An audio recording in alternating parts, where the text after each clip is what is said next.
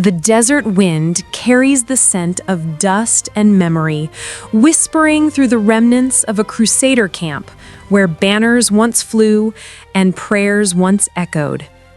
In the shadow of Jerusalem's walls, Robert, Duke of Normandy, reflects on a journey marked by blood, betrayal, and the burden of legacy. Fresh from the events of Crusaders' path, he sits down with us to speak of vows made, battles fought, and the soul-searching that follows a war waged in God's name. Duke Robert, thank you for joining us. For those unfamiliar with your role in the Crusades, how would you describe your purpose? Purpose is a slippery thing. I left Normandy not with a clear mission, but with a need to escape, to reclaim something lost, perhaps even to outrun my own reputation. The call to arms came at a time when my coffers were thin and my conscience thinner. I answered not as a saint, but as a man seeking distance.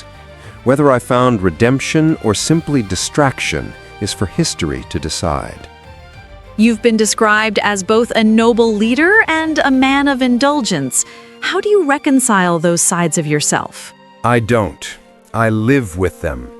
I've worn the mantle of Duke, but I've also worn the weight of jealousy, rivalry, and regret. My youth was spent chasing pleasure and prestige, and I've paid dearly for it. The Crusades stripped away the silk and left only steel. In the fire of war, you learn who you are or who you failed to become. Etienne plays a central role in Crusaders' path.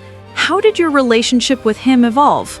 Etienne came to swear fealty after his father's death, and I saw something rare in him, honesty without arrogance. I invited him to court, and he followed. We rode together, fought together, and in many ways he became my conscience. He gave me counsel I didn't always want, but often needed. I leaned on him more than I ever admitted. He reminded me of the cost of neglect, even when I was too blind to see it. The Crusades tested many. What challenged you most? The silence of God.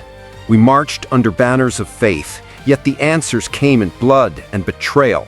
Disease struck our camps, treachery brewed in our ranks, and every step toward Jerusalem felt heavier than the last. Leadership is not glory, it's a burden.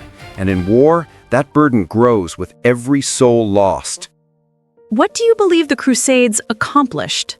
That depends on who pens the chronicle. Some will say we reclaimed holy ground. Others will say we desecrated it. I believe we revealed the fragility of men who claim divine purpose. The Crusades tested our faith, yes, but more than that, it exposed our humanity and our failings. What's next for you now that the campaign has ended? I returned to Normandy with fewer men and more ghosts. My duty now is to remember, to ensure that the lessons of this war are not buried with the dead. Redemption is not found in conquest. It is found in reflection, in humility, and in the stories we choose to tell. Duke Robert, thank you for your candor. Is there anything you'd like to share with our readers before we close? Only this: history is not forged by swords alone. It is shaped by the choices we make when no one is watching. And if you ever find yourself at the gates of Jerusalem, ask not what you've won, but what you've lost to get there.